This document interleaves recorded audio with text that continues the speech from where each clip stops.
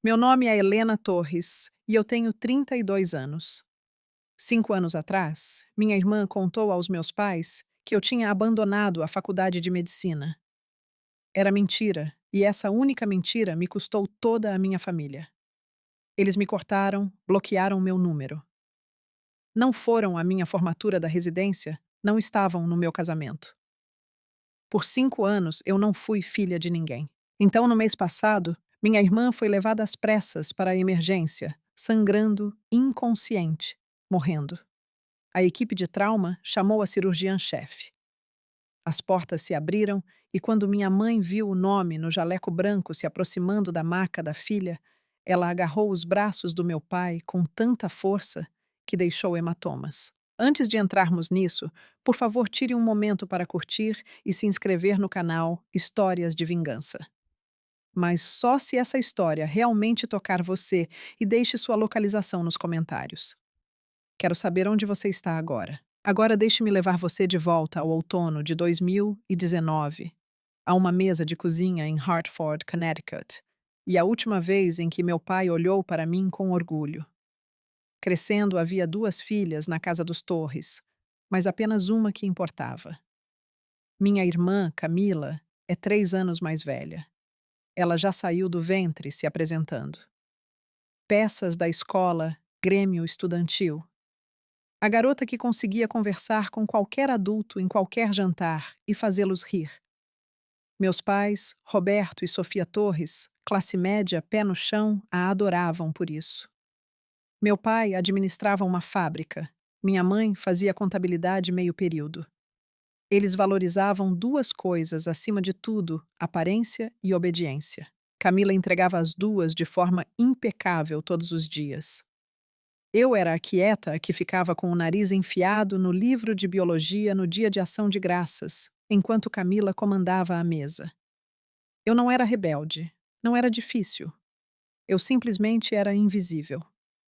Existe uma diferença entre ser esquecida e nunca ter sido vista desde o começo. Aqui vai um pequeno exemplo. 8ª série. Eu cheguei à Feira Estadual de Ciências, a única aluna da nossa escola. No mesmo fim de semana, Camila tinha uma apresentação no teatro comunitário. Dá para adivinhar onde meus pais foram. Quando cheguei em casa com uma fita de segundo lugar, meu pai deu uma olhada e disse: "Que legal, Helena." Ele não perguntou sobre o que era o meu projeto, nunca perguntou. Eu dizia a mim mesma que não doía. Dizia que não precisava de atenção. Joguei tudo nas minhas notas, nas aulas avançadas, nas inscrições. Pensei que se eu não pudesse ser a filha que eles notavam, eu seria a filha que eles não poderiam ignorar. E por um breve momento luminoso, eu fui. No dia em que fui aceita no programa de medicina da Oregon Health and Science University, a 4.800 quilômetros de Hartford. Algo mudou. Pela primeira vez na minha vida, meu pai olhou para mim de verdade e disse 5 palavras que eu esperei 18 anos para ouvir. Mas eu chego lá. Antes você precisa entender o que a Camila fez quando percebeu que o holofote estava mudando. A carta de aceitação chegou numa terça-feira de abril. Eu me lembro porque a Camila estava nos visitando naquele fim de semana. Ela tinha 22 anos e trabalhava como coordenadora de marketing numa empresa de médio porte em Stanford. Um bom emprego, uma boa vida. Bom era o teto da Camila, embora ela nunca admitisse. Meu pai leu a carta à mesa da cozinha. As sobrancelhas dele se ergueram. Oregon Health. Ele disse devagar, como se estivesse provando as palavras. Essa é uma faculdade de medicina de verdade. Então ele olhou para mim. Talvez você acabe virando alguém, afinal, Helena. Não foi exatamente um elogio, mas foi o mais perto disso que eu já tinha recebido dele. E eu me agarrei àquilo como se fosse oxigênio. Naquela noite, minha mãe ligou para a tia Carmen, ligou para a irmã, ligou para 2 vizinhas. A Helena passou em medicina. Dá para acreditar. A voz dela tinha um tom que eu nunca tinha ouvido antes. Orgulho. Orgulho de verdade puro direcionado a mim. Durante o jantar, olhei para Camila do outro lado da mesa. Ela estava sorrindo, mas era aquele tipo de sorriso que fica só na boca. Os olhos faziam outra coisa completamente diferente, calculando, medindo-se, reajustando. Eu sei disso agora. Na época, achei apenas que ela estivesse cansada da viagem. Naquela semana, a Camila começou a me ligar mais 2, 3 vezes por semana. Como está a mudança? Quem vai ser sua colega de quarto? Como é Portland? Ela perguntava sobre minha rotina, meus colegas, meus professores. Lembrava de cada nome que eu mencionava. Eu achei que minha irmã finalmente estivesse me enxergando. Achei que ter entrado na faculdade de medicina tivesse destravado alguma coisa entre nós. Respeito, conexão, qualquer coisa que irmãs normais têm. Eu estava dando munição a ela. Cada detalhe, cada nome, cada vulnerabilidade. Entreguei tudo com um sorriso agradecido. Terceiro ano da faculdade de medicina. Foi aí que tudo se rompeu. Minha colega de quarto, minha melhor amiga, era uma mulher chamada Lúcia Mendes. Ela tinha crescido em lares adotivos, não tinha família alguma, e foi a única razão pela qual eu sobrevivi ao primeiro ano. Quando liguei para casa uma vez, durante uma semana brutal de provas de anatomia, minha mãe disse: Não posso falar, Helena. A Camila está tendo um dia ruim no trabalho. Foi a Lúcia que sentou comigo no chão do apartamento e disse: Eles que perdem. Agora levanta. Temos cadáveres para decorar. Em agosto do meu terceiro ano, a Lúcia foi diagnosticada com câncer de pâncreas em estágio 4. Sem família, sem rede de apoio, só eu. Na manhã seguinte, fui ao gabinete do diretor e expliquei a situação. Ele aprovou uma licença formal. Um semestre status de cuidadora toda papelada, feita vaga garantida. Eu voltaria em janeiro. Estava tudo documentado, tudo legítimo. Eu me mudei para o quarto de hóspedes do apartamento da Lúcia, a levava para a quimioterapia. Segurava a mão dela na ala de oncologia às 3 da manhã, quando a dor ficava tão forte que ela mal conseguia respirar. Liguei para Camila para contar. Não sei por quê. Talvez eu ainda acreditasse que ela fosse a irmã que estava fingindo ser. Contei sobre a Lúcia, sobre a licença, sobre o plano de voltar no semestre seguinte. A voz da Camila estava melosa. Meu Deus, Helena, sinto muito. Leva todo o tempo que você precisar. Não vou dizer uma palavra para a mamãe e o papai. Eu sei que eles só iam se preocupar. 3 dias depois, ela ligou para os nossos pais. Eu não sei as palavras exatas que ela usou naquela noite. Só fui entender a dimensão completa da mentira 5 anos depois, quando tudo se desenrolou no único lugar que nenhum de nós esperava. Mas o estrago foi imediato. A ligação veio às 11 da noite. Eu estava sentada numa cadeira de plástico ao lado da cama do hospital da Lúcia. Ela tinha tido uma reação forte à última sessão de quimioterapia e foi internada para passar a noite. Meu celular acendeu. Pai, sua irmã nos contou tudo. A voz dele estava reta gelada. Que você largou a faculdade, o namorado, tudo. Pai, isso não é verdade. A Camila, ela nos mostrou as mensagens, mostrou provas. Apoiei a mão na parede para não cair. Que mensagens? Que provas, pai? Eu estou no hospital agora. Estou cuidando da minha amiga. A Camila disse que você diria exatamente isso. Uma pausa. Ela disse que você teria uma história pronta. Minha mãe entrou na linha. A voz dela tremia. Como você pôde mentir pra gente por um ano inteiro, Helena? Mãe, por favor, me escuta. Eu pedi uma licença. Posso mostrar a documentação. Posso passar o telefone do diretor. Chega. Meu pai de novo. Não ligue mais para esta casa até estar pronta para dizer a verdade. Você já envergonhou esta família o suficiente. A ligação caiu. Eu fiquei sentada no chão daquele hospital por 20 minutos. Do outro lado da cortina, o soro da Lúcia pingava. A tela do meu celular ainda mostrava a duração da chamada 4 minutos e 12 segundos. Foi quanto tempo meus pais levaram para me apagar. 20 minutos depois chegou uma mensagem da Camila. Sinto muito, Helena. Eu tive que contar para eles. Não consegui mais guardar seu segredo. Ela não sentia muito. Ela tinha acabado de executar o golpe mais preciso da vida dela e fez isso com um emoji de coração partido como assinatura. Eu estava a quase 5.000 quilômetros de Hartford. Tinha US$ 46 na minha conta corrente e tinha acabado de me tornar filha de ninguém. Eu tentei. Preciso que você saiba disso. Eu tentei tudo o que podia a milhares de quilômetros de distância, sem dinheiro e com uma amiga morrendo no quarto ao lado. Nos 5 dias seguintes, liguei para meus pais 14 vezes. As 3 primeiras foram direto para a caixa postal. Na quarta, o número do meu pai já estava bloqueado. 2 dias depois, minha mãe me bloqueou também. Enviei 2 e-mails, um curto e um longo. No e-mail longo, anexei o documento da minha licença em PDF. Incluí o telefone direto do diretor. Incluí o nome da oncologista da Lúcia. Dei a eles todas as provas que qualquer pessoa razoável precisaria. Nenhum dos 2 e-mails teve resposta. Escrevi uma carta à mão. Enviei por correio expresso de Portland. 5 dias depois ela voltou, devolvida ao remetente sem ter sido aberta. Reconheci a letra da minha mãe no envelope. Liguei para a tia Carmen, irmã mais nova do meu pai, a única pessoa da família que alguma vez me tratou como se eu importasse de verdade.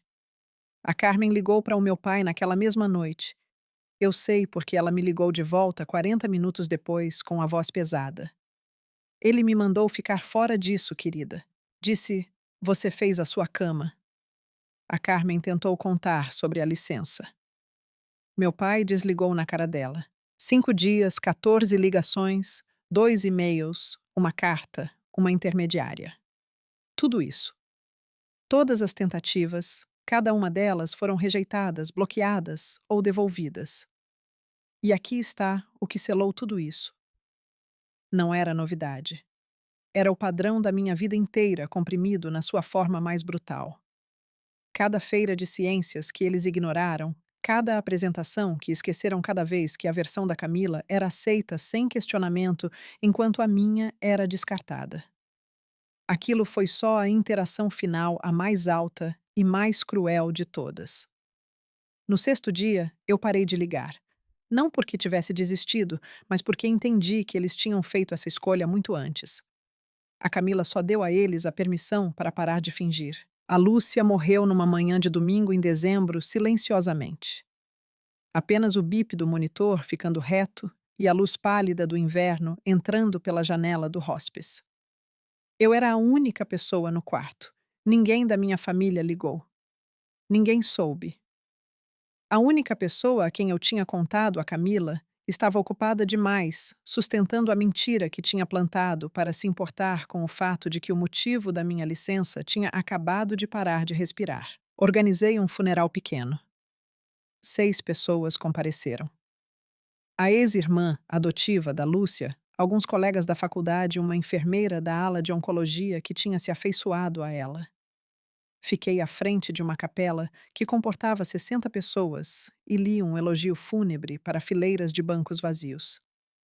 Eu não chorei não porque não estivesse despedaçada, mas porque eu vinha chorando sem parar havia 3 meses e não restava mais nada. Naquela noite, sentei sozinha no apartamento da Lúcia, nosso apartamento. A caneca de café dela ainda estava no balcão, o casaco ainda pendurado atrás da porta. Abri meu laptop e encarei o formulário de reinscrição para o semestre da primavera. Então encontrei enfiado dentro do exemplar de Grey's Anatomy da Lúcia a nossa piada recorrente. Ela tinha marcado o capítulo sobre o pâncreas com um post-it amarelo que dizia grossura. Era um cartão. A letra dela trêmula, mas firme. Termine o que você começou, Helena. Vira a médica que eu sei que você é e não ouse deixar ninguém, especialmente o seu próprio sangue, dizer quem você é. Ela tinha escrito aquilo semanas antes de morrer. Sabia que não estaria ali quando eu precisasse do empurrão. Fechei o laptop, abri de novo e preenchi o formulário de reinscrição. 2 opções: desmoronar ou escalar. Eu escolhi escalar. Não pelos meus pais, não, por vingança. Pela Lúcia e pela versão de mim mesma em que ela acreditava. Voltei em janeiro sem apoio da família, sem rede de segurança. Peguei empréstimos estudantis extras, arrumei um trabalho de meio período como assistente de pesquisa e comi sobras da cafeteria do hospital mais vezes do que jamais vou admitir. A faculdade de medicina não se importa com a sua vida pessoal. Provas de anatomia não param porque sua família te renegou. Plantões clínicos de 12 horas não ficam mais curtos porque você chorou no depósito às 2 da manhã. Então eu parei de chorar e comecei a trabalhar. Trabalhei como se minha vida dependesse disso, porque de certa forma dependia. Me formei no prazo. Ninguém de Hartford apareceu. Fui aprovada para uma residência em cirurgia no Mercy Crest Medical Center de volta à Costa Leste. Um centro de trauma nível 1, um dos mais movimentados de Connecticut. Foi ali que conheci a doutora Beatriz Navarro. Bia, 58 anos, chefe emérita da cirurgia construída como um cabo de aço dentro de um jaleco. Ela se tornou a mentora de que eu desesperadamente precisava e a figura materna que eu tinha perdido. No terceiro ano da residência, conheci Diego Vargas. Ele era advogado de direitos civis e fazia trabalho pro bono numa clínica comunitária perto do hospital. Olhos tranquilos, humor seco. Foi a primeira pessoa a quem contei a história inteira e que não se encolheu. Não sentiu pena, não tentou consertar nada. Ele só ouviu. Depois disse: Você merece coisa melhor. 4 palavras. Foi o suficiente. Nós nos casamos numa tarde de sábado no quintal da Bia. 30 convidados. O pai do Diego me levou até o altar. Eu tinha enviado um convite para Hartford. Ele voltou do mesmo jeito que a minha carta sem ser aberto. A tia Carmen estava lá, porém chorou por 2 pais.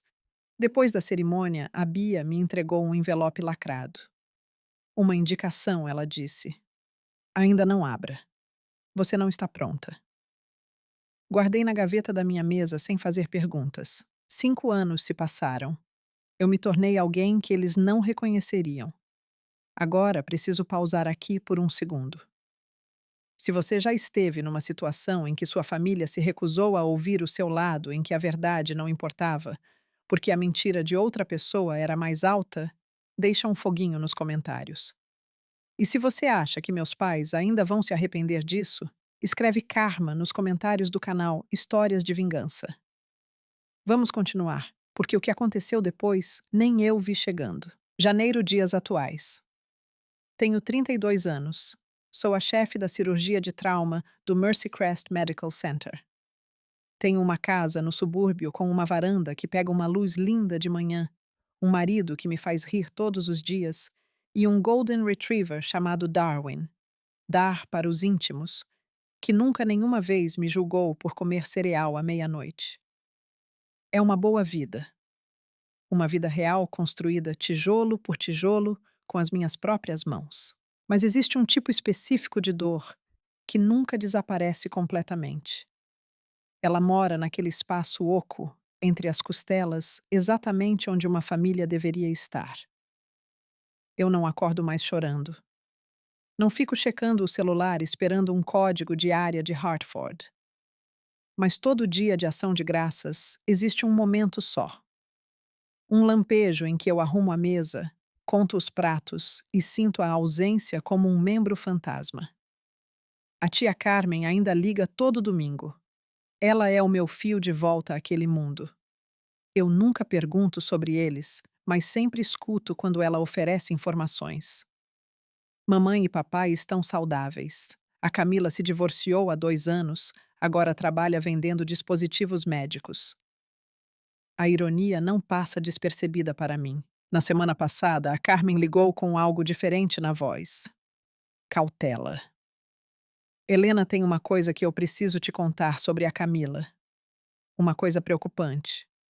Antes que ela pudesse terminar, meu pager do hospital disparou. Acionamento de trauma.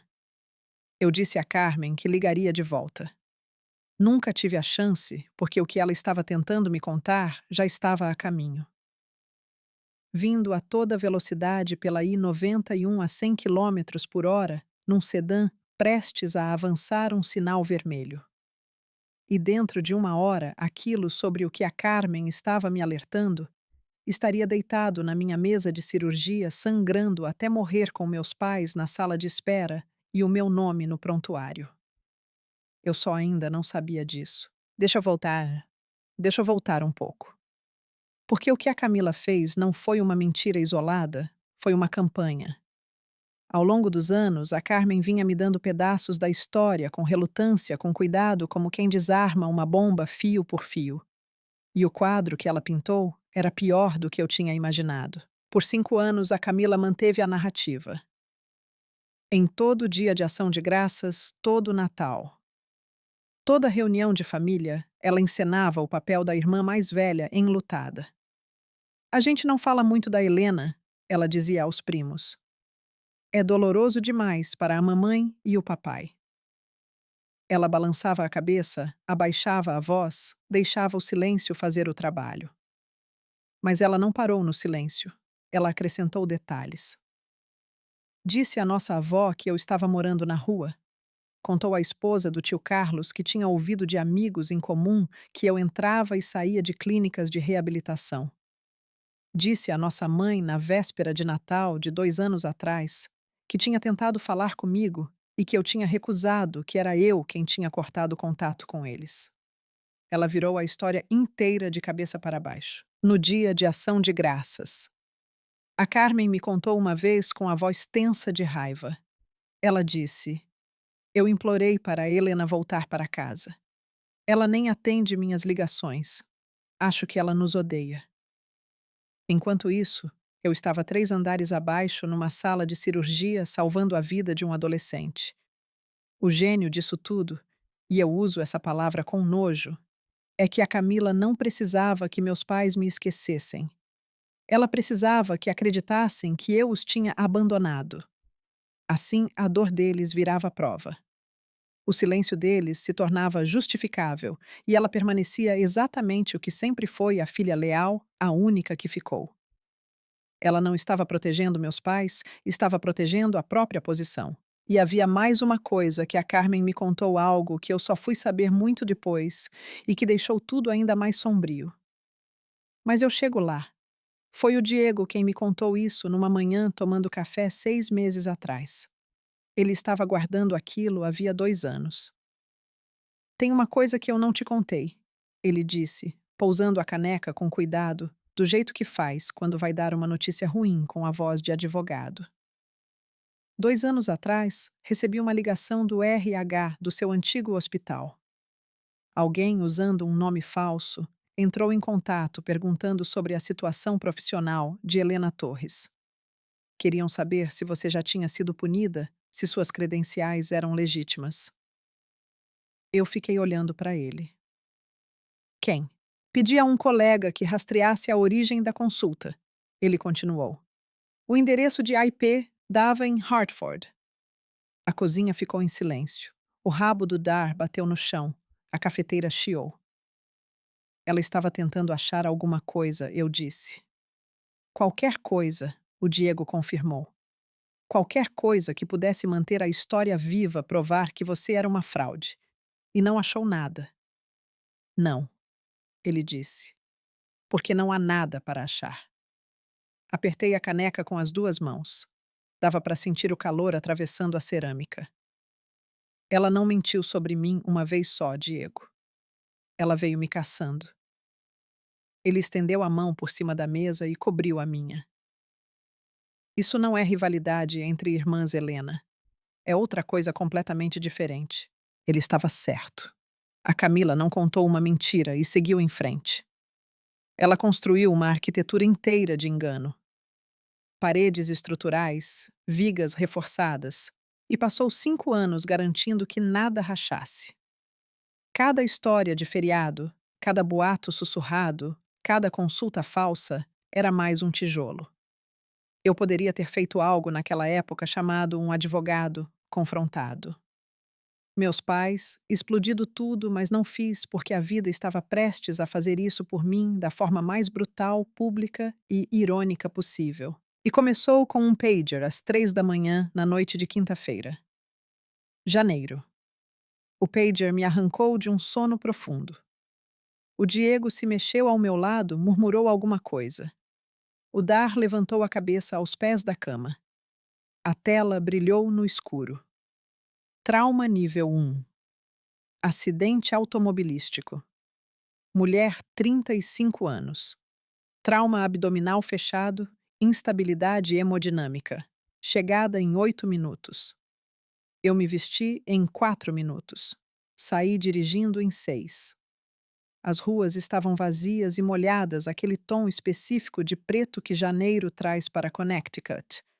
Fui repassando o caso na cabeça como sempre faço. Mecanismo da lesão. Órgãos provavelmente envolvidos. Opções cirúrgicas, colisão veicular. Trauma abdominal fechado. Sinais vitais instáveis. Provável ruptura esplênica possível, laceração hepática. Eu já tinha feito essa cirurgia centenas de vezes. Passei o crachá pela entrada da baia das ambulâncias e fui direto para a sala de trauma. Minha equipe já estava se reunindo. 2 residentes, uma enfermeira de trauma, anestesia de prontidão. Peguei o iPad de admissão no posto da enfermeira-chefe e deslizei para o prontuário da paciente que estava chegando. Paciente Camila Torres. Data de nascimento 14 de março de 1990. Contato de emergência. Roberto Torres. Pai. Eu parei de andar. O barulho do corredor, os bips, o interfone, o rangido dos sapatos no linóleo, tudo recuou como uma maré. Por 2 segundos, talvez 3, eu não era uma cirurgiã. Eu era a jovem de 26 anos, sentada no chão de um hospital em Portland, com o telefone ainda quente na mão, ouvindo um sinal mudo. Doutora Torres. A enfermeira responsável. Marta surgiu ao meu lado. Está tudo bem. Eu levantei os olhos, pisquei e coloquei o iPad de lado. Estou bem. Preparem a sala 2 e chamem o Dr. Silva. Quero ele de sobreaviso. A sirene da ambulância uivou à distância se aproximando. E atrás daquela ambulância, eu sabia antes mesmo de vê-los. Vinham 2 pessoas que eu não enfrentava havia 5 anos. As portas da ambulância se abriram e a maca entrou rápido. A Camila estava imobilizada, inconsciente, a máscara de oxigênio, embaçando com respirações rasas, sangue na camisa. Uma das mãos pendendo frouxa para fora da grade lateral.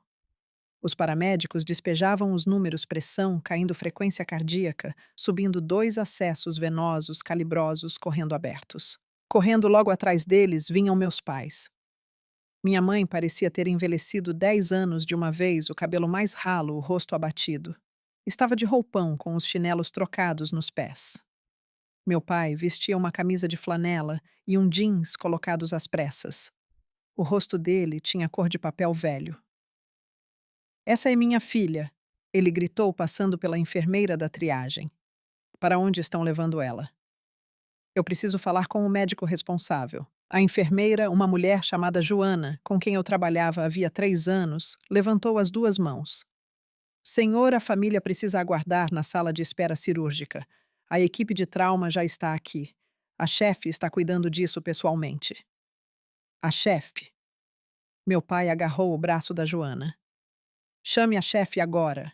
A Joana lançou um olhar através do vidro em direção à sala de trauma. Olhou para mim, já paramentada de luvas, com o crachá pendurado no peito do scrub. Ela leu o nome. Leu de novo. Os olhos dela se arregalaram por uma fração de segundo. Eu fiz um leve movimento de cabeça. Agora não. A Joana se recompôs.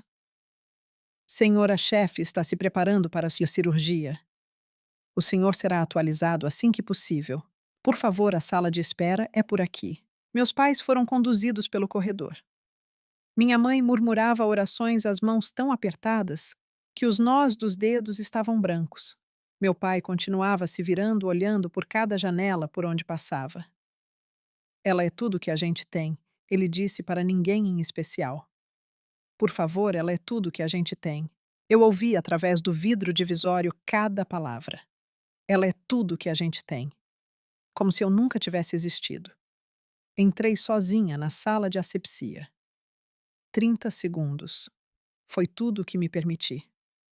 Abri a torneira, deixei a água quente correr pelas mãos, olhei para mim mesma no espelho de aço inox acima da pia. Distorcida, deformada do jeito que tudo parecia naquele momento. Touca, no cabelo crachá visível, o rosto de uma mulher que tinha sido cirurgicamente removida da própria árvore genealógica, agora sendo chamada a salvar cirurgicamente a mulher que segurava a serra. Uma parte de mim queria ir embora, chamar o Silva. Deixar que outra pessoa carregasse isso. Deixar meus pais deverem a vida da filha a uma estranha, não a mim. Isso seria mais limpo, mais simples. Mas havia uma mulher naquela mesa com o baço rompido e o que parecia ser uma laceração hepática grau 3. Ela estava perdendo sangue mais rápido do que conseguíamos repor. Ela morreria nos próximos 30 a 40 minutos se o melhor cirurgião daquele hospital não operasse. E o melhor cirurgião daquele hospital era eu. Chamei o Silva diretamente no pager. Tenho um conflito de interesses. A paciente é um membro da família. Estou declarando isso agora e registrando no prontuário. Se em algum momento meu julgamento ficar comprometido, você assume sem perguntas. A voz do Silva veio firme. Entendido, chefe. Pedi a Marta que registrasse a declaração no prontuário de enfermagem. Tudo conforme o protocolo, tudo documentado. Então, calcei luvas novas, empurrei as portas da sala cirúrgica e olhei para a mesa. O rosto da minha irmã ainda estava machucado, a máscara de oxigênio embaçando e limpando a cada respiração. Ela parecia menor do que eu me lembrava, mais magra. Havia marcas de preocupação ao redor dos olhos que não existiam 5 anos atrás. Por 3 segundos, ela não foi a mulher que destruiu a minha vida. Ela era apenas um corpo na minha mesa, e era exatamente assim que eu precisava que ela fosse. Vamos lá, bisturi. 3 horas e 40 minutos. Foi esse o tempo que levou para reconstruir o que a coluna de direção e o sinal vermelho haviam destruído. Baço rompido. Nós o removemos. Laceração hepática grau 3. Reparamos com suturas precisas, camada por camada, com um cuidado exaustivo. Hemorragia interna em 2 vasos mesentéricos distintos, clampeados, cauterizados, controlados. Eu não falava a menos que fosse necessário. Sucção, pinça, compressa, afastador. Minhas mãos se moviam do jeito que foram treinadas para se mover. Firmes, deliberadas, rápidas, quando a velocidade importava, lentas, quando a precisão era mais importante. Os residentes observavam. Eles sempre observam durante as minhas cirurgias, e eu sentia a atenção deles se intensificar quando a reparação do fígado ficou mais delicada. Eu não vacilei. Não podia me dar a esse luxo. Às 6 horas e 48 minutos da manhã, dei o último ponto de fechamento. Os sinais vitais de Camila estavam estáveis. Pressão normalizada, débito claro. Ela estava viva. O Dr. Silva, que havia permanecido em silêncio no canto da sala, o tempo todo abaixou a máscara. Helena, disse ele em voz baixa. Isso foi impecável. Quer que eu fale com a família? Tirei as luvas, joguei-as no lixo e lavei as mãos automática, metodicamente, do mesmo jeito que já tinha feito 10.000 vezes antes. Não, eu disse. Essa é comigo. Vi meu reflexo novamente no espelho da sala de asepsia. O mesmo rosto, o mesmo crachá, mas algo tinha mudado. Por 5 anos eu fui a filha que desapareceu. Agora eu era a cirurgiã que acabara de puxar a irmã de volta da beira da morte. Esses 2 fatos estavam prestes a colidir em uma sala de espera a 12 metros dali, diante de toda a minha equipe do turno da noite. Endireitei a blusa do pijama cirúrgico, conferi o crachá. Respirei fundo uma vez e caminhei em direção à sala de espera. O corredor nunca pareceu tão longo. A sala de espera tinha aquele silêncio fluorescente que os hospitais ganham às 7 da manhã. Duas outras famílias estavam espalhadas nos cantos mais distantes. Uma televisão murmurava a previsão do tempo para ninguém. E na fileira central, sentados de forma rígida, sem dormir, apavorados, estavam meus pais. Empurrei as portas duplas, ainda de pijama cirúrgico, a máscara baixada em volta do pescoço. A touca já fora, o cabelo preso para trás, o crachá pendurado na altura do peito, impresso em letras claras e legíveis a 2 metros de distância. Doutora Helena Torres, MDFAC, esse chefe da cirurgia do trauma. Meu pai foi o primeiro a se levantar. Ele sempre era. Era um reflexo a necessidade de estar no controle. Doutora, como ela está? A Camila. Ele parou. Os olhos dele desceram até o meu crachá, depois subiram para o meu rosto e então voltaram ao crachá outra vez. Eu vi o reconhecimento atravessar meu pai como algo físico. Um tremor que começou nas mãos e subiu até o maxilar. Meio segundo depois, minha mãe ergueu o olhar. Os lábios se abriram. Nenhum som saiu. A mão direita dela disparou para o antebraço do meu pai e se fechou ali os dedos, cravando no flanelado da manga, com uma força que eu só descobriria depois ter deixado 4 hematomas em forma de pontas de dedos. 5 segundos de silêncio. 5 segundos que continuaram. Fui eu quem falou primeiro. Calma clínica, com a mesma voz que uso para me dirigir a todas as famílias naquela sala. Senhor e senhora Torres, eu sou a doutora Torres, chefe da cirurgia do trauma. Sua filha Camila sofreu ruptura do baço e uma laceração hepática grau 3 no acidente. A cirurgia foi bem sucedida. Ela está estável e no momento na UTI. Vocês poderão vê-la em aproximadamente 1 hora. Senhor e senhora, não mãe e pai. Eu vi isso chegar até eles. Vi isso cortar. Atrás de mim, através da divisória de vidro, Marta e 2 enfermeiras observavam. Elas sabiam, dava para ver no rosto delas. Já tinham ligado os pontos. Minha mãe se moveu primeiro. Deu um passo na minha direção, os braços se levantando, um soluço já rompendo do peito. Helena. Meu Deus. Helena. Eu dei um passo para trás. Meio passo educado, inconfundível. Ela congelou. As mãos ficaram suspensas no ar entre nós e então, devagar, dolorosamente, caíram ao lado do corpo. A voz do meu pai saiu áspera como cascalho arrastado no concreto. Você é médica. Sou. Você é a chefe. Sou. Mas a Camila disse. A Camila disse. O que exatamente? Ele fechou a boca. Abriu. Fechou de novo. Eu conseguia ver a engrenagem da mente dele tentando remontar 5 anos de certezas que estavam se desfazendo em tempo real. Minha mãe chorava, agora não em silêncio. Achamos que você tinha largado tudo. Achamos. Ela nos disse que você. Ela disse que eu tinha largado a faculdade, que eu tinha um namorado com problema com drogas, que eu estava morando na rua, que eu me recusava a entrar em contato com vocês. Mantive a voz firme, sem tremor, sem lágrimas. Eu tinha ensaiado esse momento 1000 vezes no banho, no carro, no escuro, antes de dormir. Nunca imaginei que aconteceria de pijama cirúrgico sob luzes fluorescentes. Nada disso era verdade. Nenhuma única palavra. Pelo vidro atrás de mim, vi Joana levar a mão à boca. Um residente doutor Tanaka, do 2º ano, desviou o olhar, o maxilar tenso. Marta pousou a prancheta e ficou encarando. Meu pai tentou redirecionar. Instinto antigo. Este não é o momento nem o lugar, Helena. Sua irmã está na UTI. Eu sei. Acabei de passar 3 horas e 40 minutos garantindo que ela sobrevivesse. Então sim, pai. Eu sei exatamente onde ela está.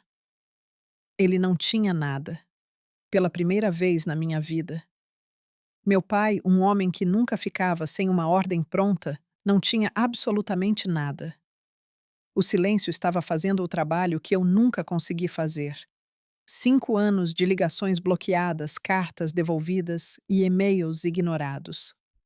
Nada disso tinha causado impacto, mas estar ali viva, realizada e vestindo a prova no peito era mais alto do que qualquer coisa que eu pudesse ter escrito numa carta. Minha mãe se apoiou no encosto de uma cadeira para se manter de pé. As cartas, ela sussurrou. Você disse que mandou cartas. 2 e-mails com a documentação da minha licença anexada a uma carta manuscrita enviada por Sedex. Você devolveu sem abrir. Reconheci sua letra no envelope. Ela levou o punho à boca. Meu pai ficou encarando o chão. Eu liguei 14 vezes em 5 dias. Pedi à tia Carmen para falar com vocês. Você disse a ela para não se meter. Eu não estava acusando. Eu estava enumerando. Eram fatos. E fatos não precisam de volume. Então a Marta apareceu na porta. Ela não sabia a história inteira. Ainda não, mas tinha um assunto do hospital. Doutora Torres, desculpe interromper. O presidente do conselho viu o registro de traumas da madrugada, pediu que eu transmitisse. O comitê de seleção do médico do ano envia os parabéns pelo desfecho cirúrgico desta noite. Marta disse isso do mesmo jeito que diria qualquer coisa rotineira. Ela não fazia ideia de que tinha acabado de detonar uma segunda bomba. Minha mãe olhou para mim, olhos inchados, rímel borrado ainda de roupão. Médica do ano é um reconhecimento interno, não é nada. Virei-me para Marta. Obrigada. Preciso checar os sinais vitais pós-operatórios. Com licença. Caminhei em direção ao corredor da UTI, passos medidos, coluna ereta. Não olhei para trás, mas ouvi a voz da minha mãe, pequena e arrasada. Roberto, o que foi que nós fizemos? E ouvi algo que nunca tinha ouvido antes. Meu pai não disse nada porque, pela primeira vez, o silêncio era a única coisa honesta que lhe restava. 4 horas depois. UTI. Quarto. O monitor apitando em ritmo constante à luz da manhã, entrando em ângulo pelas persianas. Entrei para a avaliação pós-operatória padrão. Sinais vitais, débito do dreno, checagem da ferida. Rotina, exceto que nada ali era rotineiro. Os olhos da Camila estavam abertos, vidrados, desfocados pela anestesia, mas abertos. Ela piscou para o teto, piscou para o suporte do soro. Então o olhar deslizou de lado até mim. Ela apertou os olhos, leu meu crachá, leu de novo. A cor sumiu do rosto dela de um jeito que eu já tinha visto antes, mas só em pacientes que acabaram de ouvir um prognóstico ruim. Helena? A voz saiu áspera como lixa. Bom dia, Camila. Eu sou a sua cirurgiã assistente. Você sofreu ruptura do baço e uma laceração hepática grau 3 no acidente. A cirurgia correu bem. Você vai se recuperar completamente. Você é médica. Não foi uma pergunta, foi um acerto de contas. Sou a chefe deste departamento. Eu vi o processo acontecer o mesmo espectro que tinha passado pelo meu pai, só que mais lento, porque a Camila estava processando tudo sob um gotejamento de morfina, e o que eu suspeito ser um terror crescente. Primeiro confusão, depois descrença, depois medo. E então, lá estava. A expressão que eu tinha visto a vida inteira, o rápido lampejo por trás dos olhos, o cálculo. Mesmo ali deitada numa cama de hospital, com meus pontos mantendo o fígado dela no lugar, a Camila tentava entender como girar essa história a favor dela. Helena, escuta, eu posso explicar. Você não precisa me explicar nada. Apontei com a cabeça para a porta de vidro onde 2 figuras estavam no corredor, observando rostos destruídos, olhos vermelhos. Você precisa explicar para eles. Atualizei o prontuário, conferi o dreno e saí sem dizer mais nada. Não fiquei para ouvir o que veio depois, mas todo o andar da UTI ouviu. O quarto da Camila não era a prova de som e a verdade também não. Ok, preciso parar aqui um segundo. O que você acha que a Camila contou aos meus pais quando eles entraram naquele quarto da UTI? Opção A. Ela finalmente contou a verdade. Opção B. Ela dobrou a aposta na mentira. Opção C. Ela voltou a se fazer de vítima. Deixe a sua resposta nos comentários. E se você ainda não se inscreveu, esse é o momento. Se inscreva em Histórias de Vingança, porque a próxima parte da história é quando tudo desmorona. Eu soube do que aconteceu pela Marta, que ouviu da enfermeira da UTI e que ouviu tudo através do vidro. Se você escolheu a opção C, parabéns. Você conhece a minha irmã. No instante em que meus pais entraram, a Camila começou a chorar. Soluços grandes, convulsos, que puxavam os pontos da cirurgia e faziam o monitor cardíaco disparar. Mamãe, papai, vocês precisam acreditar em mim. Eu nunca quis que isso chegasse a esse ponto. Eu estava com medo por ela. Meu pai ficou aos pés da cama. A voz dele estava no limite do controle. Camila, a Helena, é cirurgiã. Ela é a chefe da cirurgia de trauma deste hospital. Eu não sabia disso, ela disse que mandou cartas e e-mails. Ligou 14 vezes, pediu para a Carmen intervir. A voz da minha mãe saiu reta. Oca. Isso é verdade. Ela está exagerando. Você sabe como ela é. A Carmen tentou nos contar. Meu pai falou de novo e dessa vez a voz rachou. Não de tristeza, mas da falência estrutural de tudo em que ele acreditou por 5 anos. 2 anos atrás, a Carmen ligou e disse que a Helena estava na residência, que era cirurgiã. Você nos disse que a Carmen estava mentindo, que só queria causar drama. A Carmen não sabe a história inteira. Qual é a história inteira, Camila? Minha mãe gritou dentro de uma UTI. A enfermeira no posto do lado de fora se encolheu. 2 quartos adiante, o visitante de um paciente levantou os olhos do celular. E a Camila, encurralada, com acessos venosos nos 2 braços, meus pontos no abdômen, fez o que sempre faz. Mudou da defesa para o ataque. Tá bom. Ela é médica. Parabéns para ela. Mas ela abandonou essa família. Ela nunca ligou. Porque nós bloqueamos o número dela. Camila. A mão do meu pai estava agarrada à grade da cama, os nós dos dedos brancos. Por que você mandou a gente fazer isso? O monitor cardíaco apitava, o soro pingava, e a Camila, talvez pela primeira vez na vida adulta, não tinha roteiro. Às 9h45 daquela manhã, a tia Carmen entrou na UTI Kind. Eu tinha ligado para ela na sala de paramentação depois da cirurgia. Não para convocá-la como uma arma, mas porque a Camila também era sobrinha dela e a Carmen tinha o direito de saber. Mas a Carmen veio preparada. 5 anos de silêncio fazem isso com uma mulher organizada e de memória longa. Ela não se sentou, não abraçou ninguém. Ficou no meio daquele quarto e disse: Estou esperando por essa conversa há 5 anos e não vou esperar mais um minuto. Ela tirou o celular da bolsa e abriu uma pasta com um nome que eu só descobri depois: Provas da Helena. Dentro, capturas de tela de todos os e-mails que eu enviei aos meus pais naqueles primeiros dias desesperados. O PDF da minha licença temporária assinada pelo reitor e carimbada pelo registro acadêmico. Minha confirmação de retorno, uma foto da minha formatura na residência. Eu de beca, segurando o diploma, a tia Carmen ao meu lado, o único membro da família no enquadramento. Ela estendeu o celular. Minha mãe pegou com as mãos trêmulas. E aqui, disse a Carmen, deslizando para uma conversa de mensagens. Isso é da Camila, enviado para mim há 4 anos. Ela leu em voz alta. Não conta para a mamãe e para o papai sobre a residência da Helena. Só vai confundir eles. Eles finalmente estão em paz. O quarto ficou imóvel. Camila encarava o teto. O maxilar estava tenso, mas o cálculo tinha sumido dos olhos. No lugar havia algo que eu nunca tinha visto ali antes, o olhar de alguém que ficou sem lugares para se esconder. Você me pediu para ficar quieta pelo bem da família, disse a Carmen, olhando direto para Camila. Mas essa família não teve paz. Teve um apagão de 5 anos. Carmen se virou para os meus pais.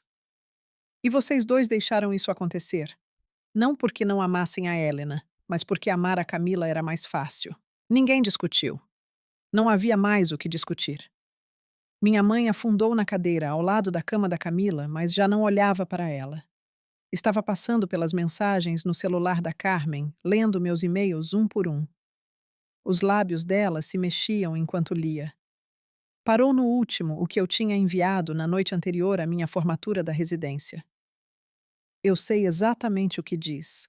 Já reli aquilo centenas de vezes na minha própria pasta de rascunhos. Mãe, não sei se você vai ler isso. Me formei hoje na residência. Eu queria que você estivesse aqui. Eu ainda sou sua filha. Nunca deixei de ser sua filha. Minha mãe se curvou na cadeira, não chorando. Aquilo já era além do choro. Era o som de alguém sentindo o peso inteiro de um erro que nunca vai poder desfazer. Meu pai ficou de pé de costas para o quarto, olhando pela janela, os ombros tremendo.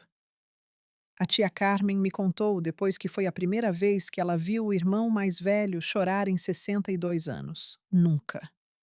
Nem no enterro da mãe deles. No enterro. Nem quando o negócio quase faliu. Nunca.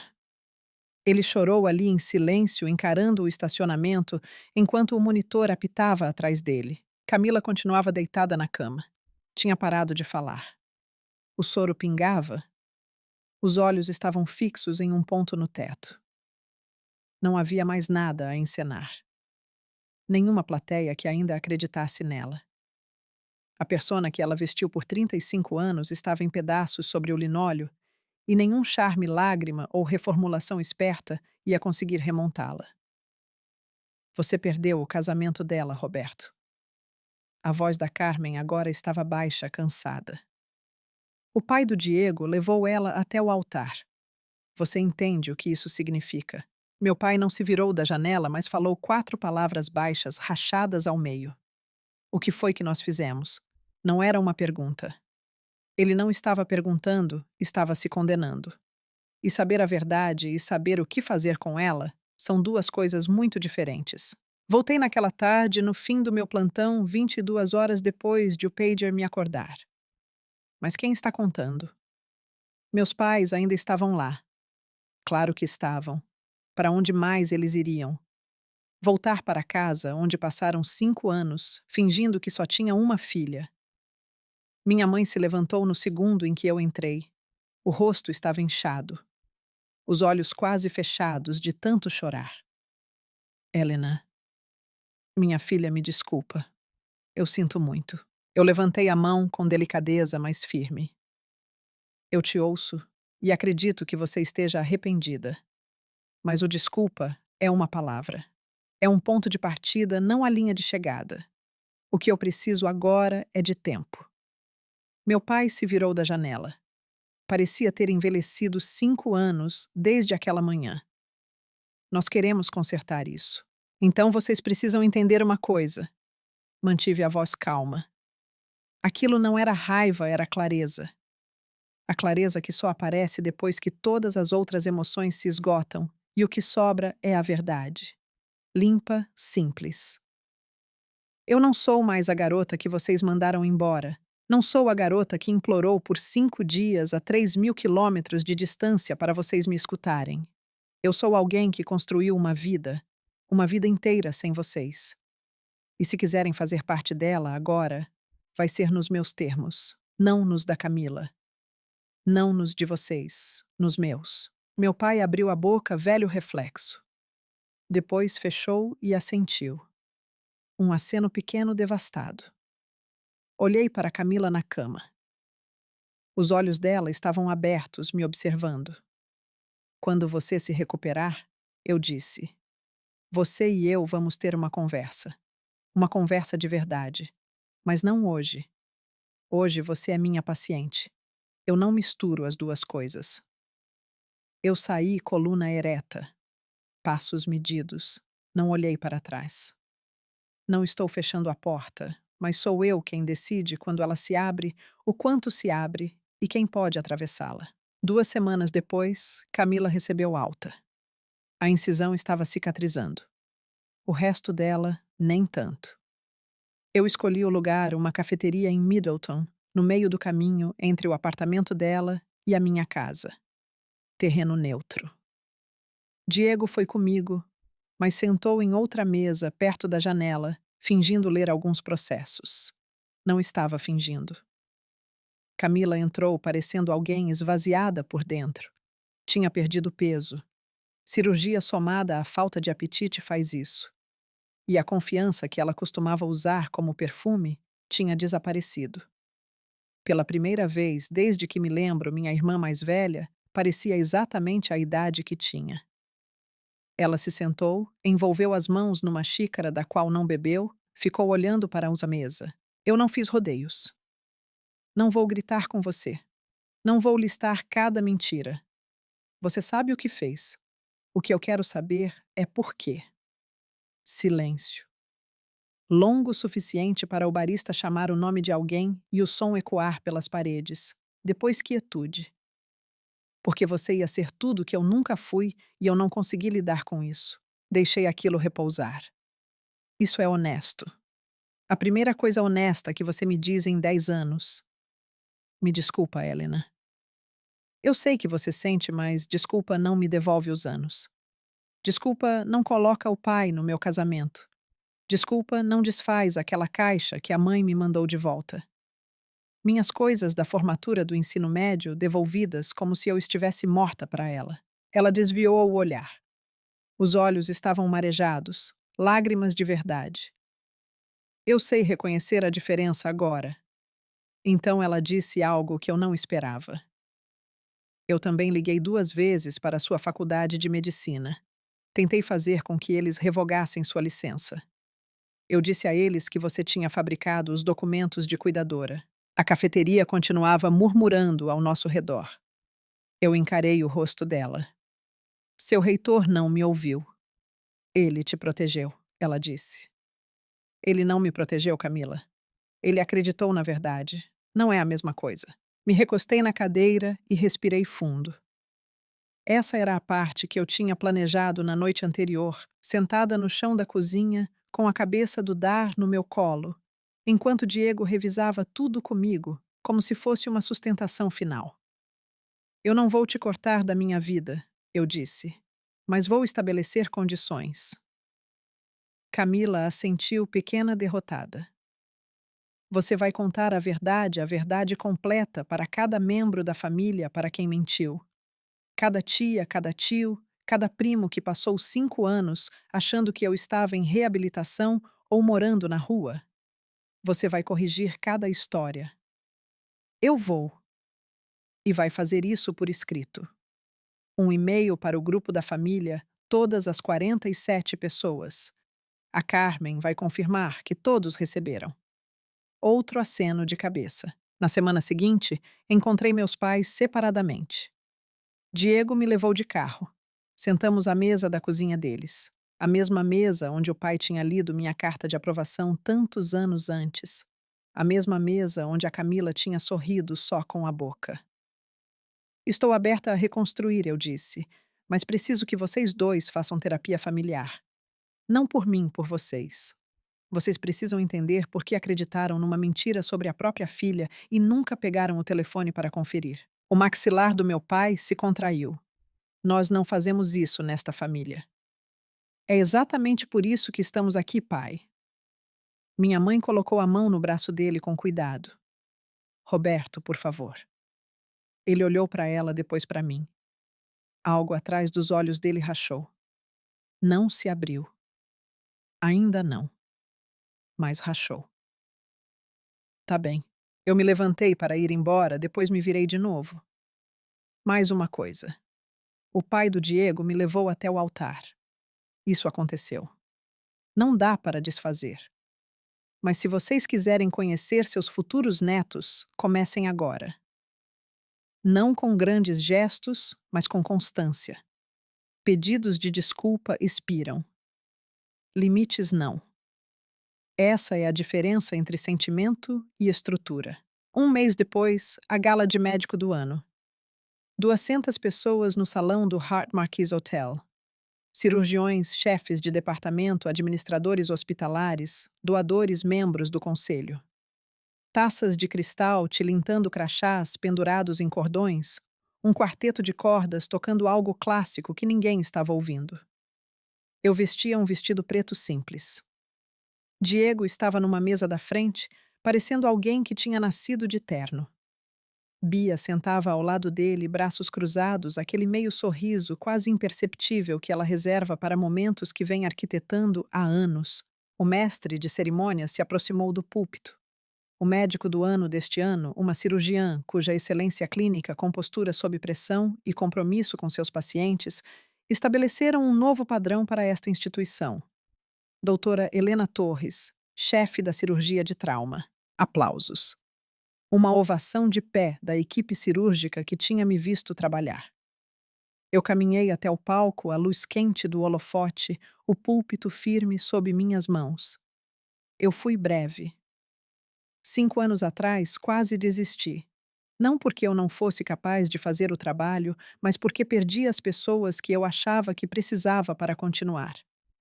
O que eu aprendi é que as pessoas de que você precisa nem sempre são aquelas em que você nasceu. Às vezes, são aquelas que escolhem você. Olhei para a Bia, para o Diego, para minha equipe na terceira fila. Depois, olhei para o fundo do salão, última fileira. 2 lugares que a Carmen tinha organizado em silêncio. Meus pais.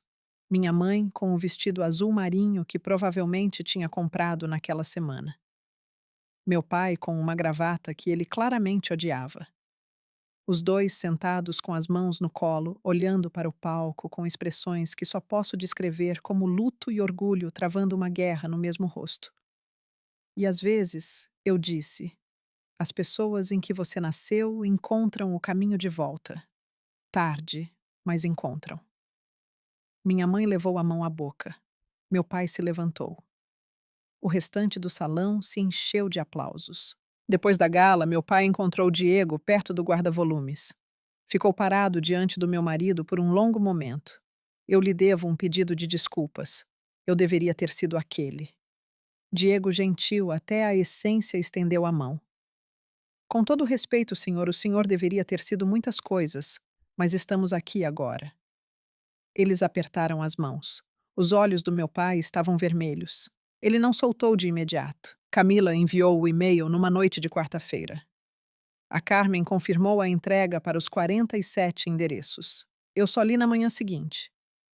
Diego trouxe café e colocou o laptop na mesa da cozinha sem dizer uma palavra. Ele sabe quando me dar espaço. Eram 3 parágrafos, sem desculpas, sem linguagem floreada, apenas os fatos expostos. Ela tinha mentido sobre a minha saída da faculdade de medicina. Tinha fabricado provas. Mantiveram o engano por 5 anos. Tinha impedido deliberadamente que nossos pais soubessem a verdade. Terminou com: Helena nunca abandonou esta família. Eu fiz com que eles acreditassem que ela a abandonou. Isso é inteiramente responsabilidade minha.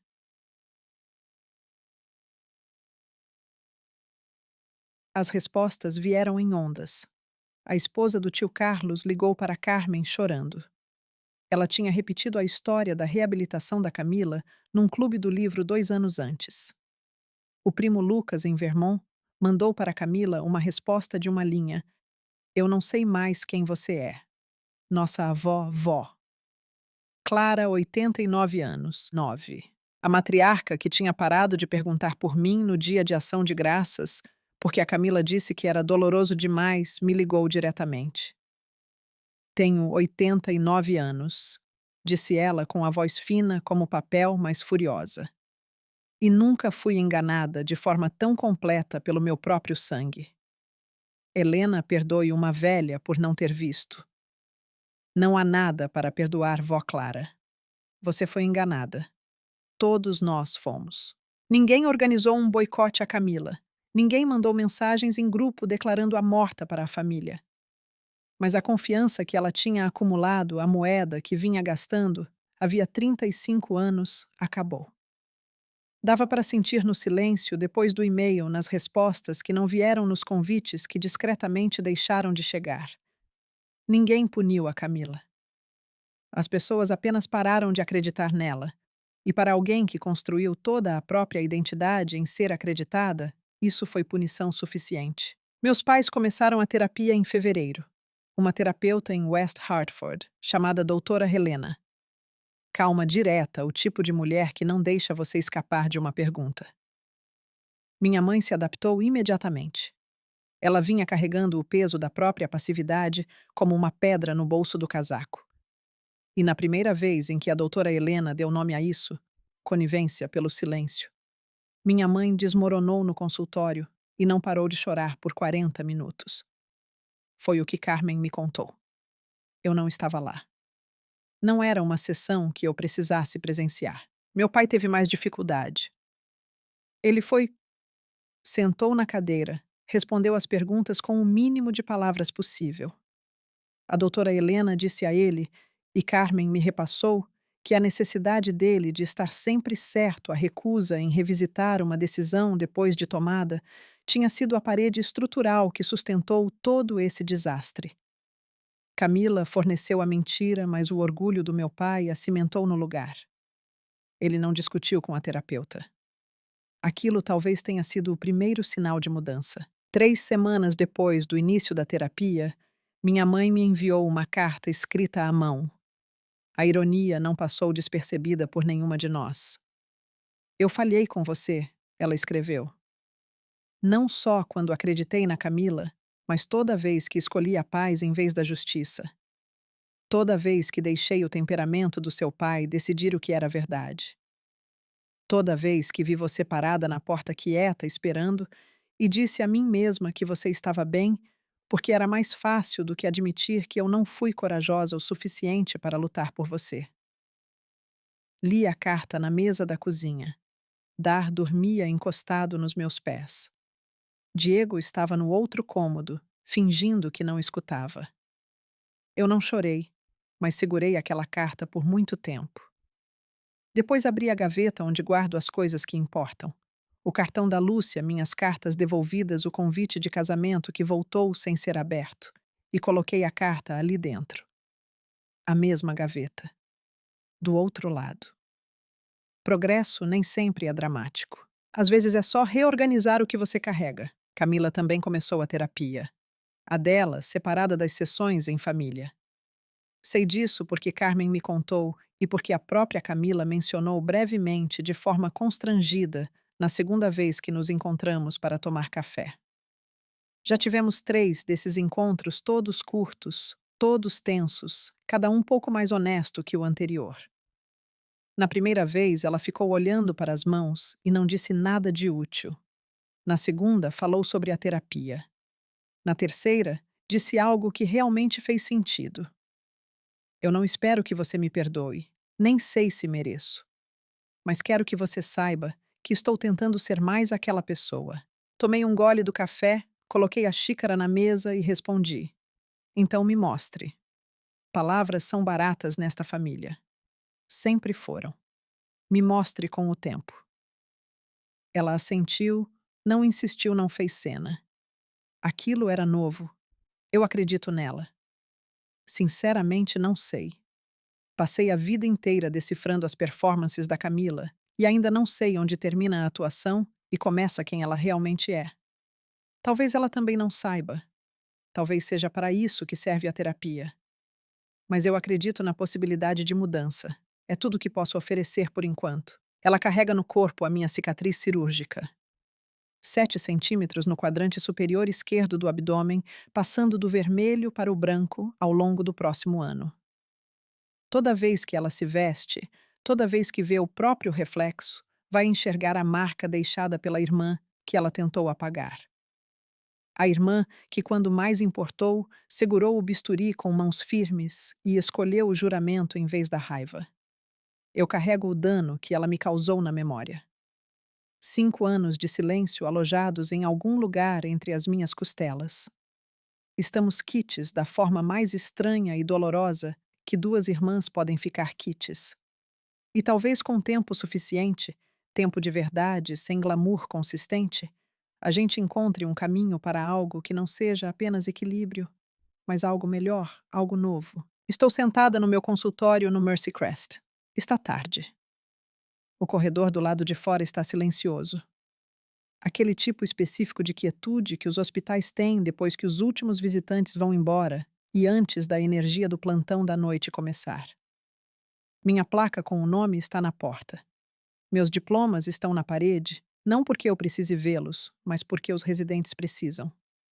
Sobre a mesa, uma foto de casamento emoldurada. Diego Bia, tia. Carmen, 30 convidados, um quintal sob a luz de outubro. Meus pais não estão nessa foto, mas estão na estante ao lado. Uma foto nova tirada há 3 semanas. Mamãe e papai em pé na minha varanda de casacos com um ar levemente perdido. As mãos do meu pai estão nos bolsos. Minha mãe está no meio de um sorriso, se esforçando demais, mas se esforçando. É estranho, é imperfeito, é real. Se você está assistindo a isso e se vê na minha história, seja você quem foi silenciado ou quem silenciou, quero te dizer uma coisa. A verdade não expira. Não importa se leva 5 dias ou 5 anos. A verdade tem um jeito paciente de aparecer exatamente quando é mais necessária. Você não pode apressá-la, mas também não pode fugir dela. Eu não me vinguei da minha irmã. Não precisei de vingança. Eu me tornei alguém que não precisava dela. E isso acabou sendo a resposta mais devastadora de todas. Não um plano, não um esquema, apenas uma vida vivida plenamente nos meus próprios termos. E se você está esperando que sua família te veja de verdade, pare de esperar. Veja a si mesmo primeiro.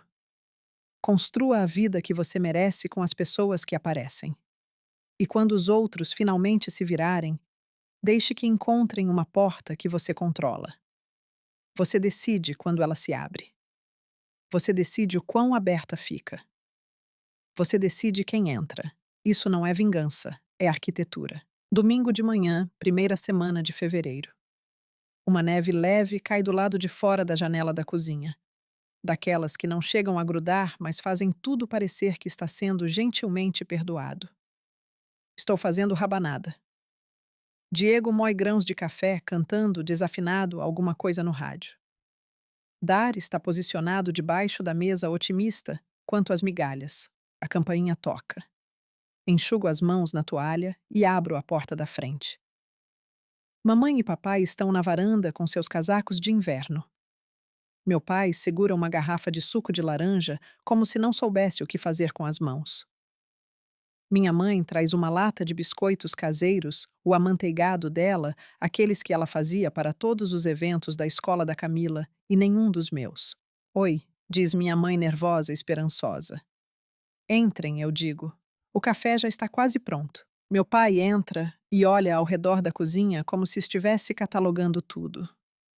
A casa em que ele nunca esteve, a vida que ele quase nunca soube que existia. Ele limpa a garganta. Posso ajudar em alguma coisa? Eu olho para ele. Meu pai, 62 anos em pé, na minha cozinha pela primeira vez, pedindo permissão para ser útil. Você pode pôr a mesa, pai. Ele assente. Vai até o armário que eu indico, pega os pratos, conta. Olha para mim. 4. 4. Ele os coloca na mesa, um por um, com cuidado, como se pudessem quebrar se ele não fosse delicado. Diego me entrega uma xícara de café. Mamãe me abraça junto ao fogão. Não é um abraço de filme dramático, é um abraço silencioso. Braços em volta de mim, a testa encostada no meu ombro, sem palavras, apenas permanecendo ali. E o dar bate o rabo. A neve cai lá fora. A rabanada chia na frigideira. Não é perfeito. Não é a infância que eu merecia, nem a reconciliação que os filmes prometem. Mas é real. E o real é mais do que eu tive por muito, muito tempo. Meu nome é doutora Helena Torres. Tenho 32 anos e estou finalmente devagar e com cuidado me permitindo ser filha de alguém outra vez. 4 pratos. É um começo. Se essa história ressoou com você, se fez pensar na sua própria família, nos seus próprios limites, ou em alguém que você perdeu e reencontrou. Deixe um comentário. Me diga o que você teria feito. Você teria aberto essa porta. E se quiser mais histórias como essa, não se esqueça de se inscrever no canal. Histórias de vingança e conferir a descrição. Tem uma que eu acho que você vai gostar tanto quanto. Obrigada por estar aqui. A gente se vê na próxima.